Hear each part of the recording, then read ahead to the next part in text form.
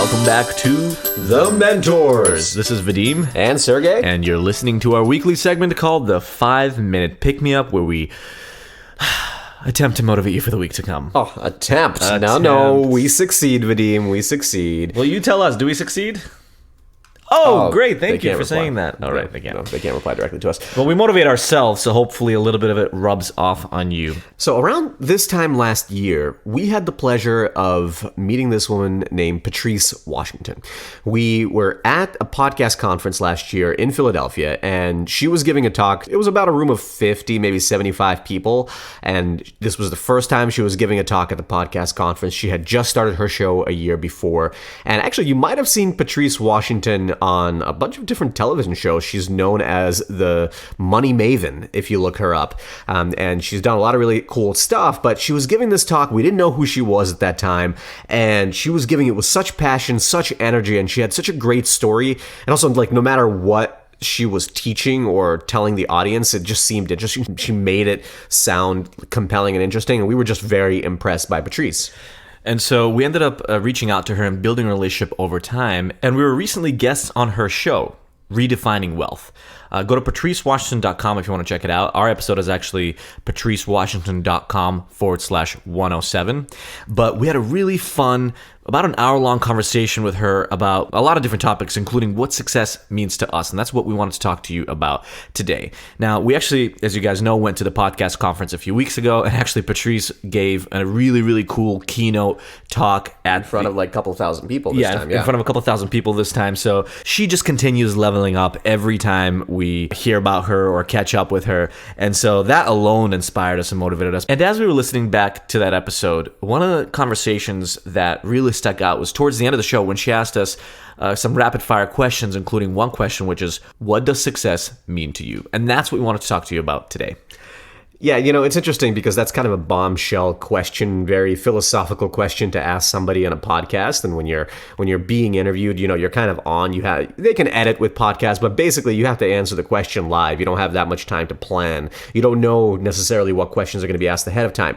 But for Vadim and I, just over the last 3 years or so, I think, like right when we turned 30, is when we actually started thinking about what is success to us. And there's a couple of ways of thinking about it that we wanted to tell you that has really helped us out. Part of the reason why we think this is really timely, look, people have been thinking about self-improvement for thousands of years. It started as philosophers, right, and thinkers, but also kind of matured into what it is today, which is just people trying to be better and increase the chances that they're going to lead a fulfilled life. But specifically today, why it's so relevant is you hear a lot of people talking about how stressed out they are, how burnt out they are, how they always feel like they're playing catch up, how it seems like you have to have an amazing career and a full-time job and a side gig that you're working on, and you're doing so much that it might even feel overwhelming to pay the bills or schedule a doctor's appointment.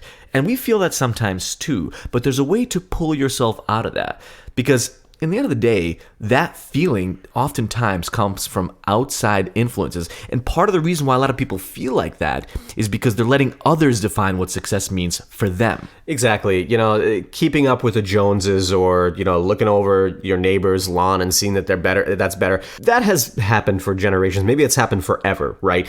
But it's amplified now because of the internet, because everybody overshares, and we talk about how we look at everybody's highlight reel all the time, that in our generation, in this modern time, it's even amplified. And so what Vadim and I have come to know is that you can't really be successful if you are letting the outside world or other people define for you what success is. It might have been your parents, then your teachers, then, friends, or things that you see on TV and the movies, whatever it is. But there's a culmination of factors that kind of make you believe that success is one specific thing, or this like vaguely defined thing, which, money is really usually tied to, right? But we're here to say that you have to define it for yourself first and foremost. So there's a reason why we're really interested in stories of people that, let's say, quit their jobs and move across the country to live on the beach and open up a surf shop and just do what they love. The reason why that sounds interesting to us is because it makes us feel free, right? For 1 second, we live vicariously through someone else and envision ourselves being free as well.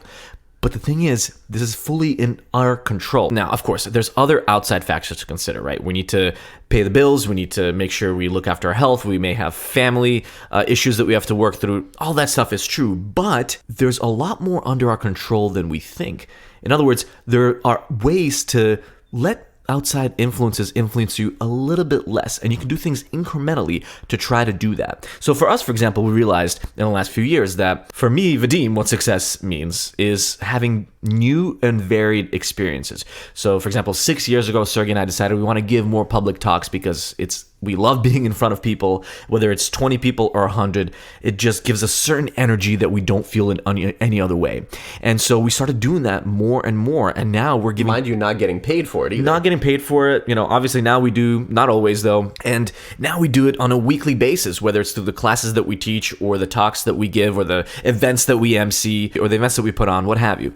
And so that's one type of experience that's so fulfilling and makes me feel so positive that to me, if I can do more of that, that's successful. Same with writing, for example. We have the opportunity now to write for a couple of pretty cool publications. And when I sit down to write an article that I know is going to be seen by tens of thousands of people, I get excited. And even though it might be work, once I get into the flow, that experience of sitting there writing, composing sentences that I think end up being impactful or succinctly explain something, or I think is going to resonate with somebody, or telling a story through the process of writing, it's just unlike any other experience that you could have. So for me, for example, having different types of experiences like this, as you guys know, we recently took improv class, that's another example, is what makes me happy. And that's what success means to me. What about you, Sergey? You're exactly right. Experiences and whatever you define as experiences that you want to have in your life, whether professional or just for your own personal leisure, is definitely one way to define and measure success. Are you having more of those experiences?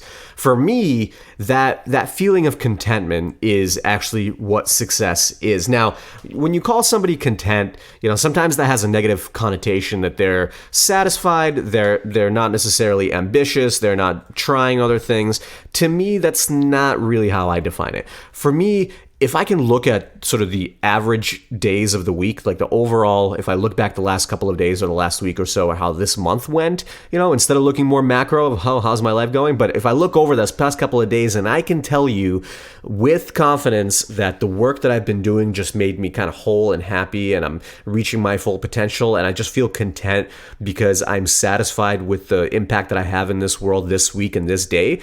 For me, mentoring founders, coaching, teaching, the stuff that maybe I didn't do through this podcast, even talking to you right now, that gives me a tremendous feeling of contentment because I feel very satisfied with the work, regardless of whether there's a financial payoff in the end or not. Now, we're not saying that money isn't important. And in fact, money and financial capital and financial reward is something to also look after, because money is really just a great tool to measure the results and the impactfulness of your day-to-day activities.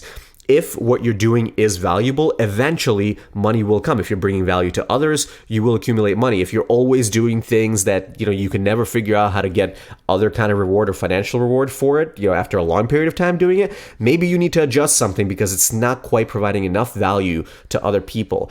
As a measure, it's very good, but as a sole, defining factor of success, it turns out it's not a very good measuring tool at all. So regardless where you are in your life, in your career, what have you, this week we urge you to try to feel successful. So what does that mean? Well, we think that means getting one step closer towards defining your own success and not letting others define it. So how do you do that? Well, maybe you try a new hobby, right? That's been kind of in the back of your mind that you haven't been spending time on because, life got in the way. Maybe you start by having a conversation with your spouse or family member who you've been shying away from communicating the things that are really important to you for whatever reason, right? That one thing that you do by opening up that line of communication will get you closer towards pursuing your dreams and potentially feeling successful.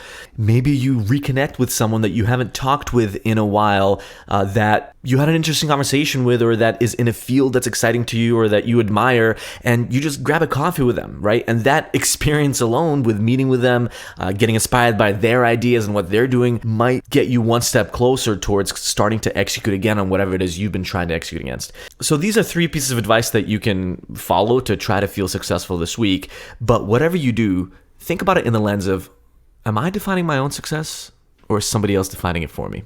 That's it for our 5-minute pick-me-up for this week. Do check out that episode with Patrice Washington. It's episode 107, I believe. Yep, that's patricewashington.com/107. Her podcast is Redefining Wealth, and hopefully this week you can redefine success for yourself. See you on Wednesday.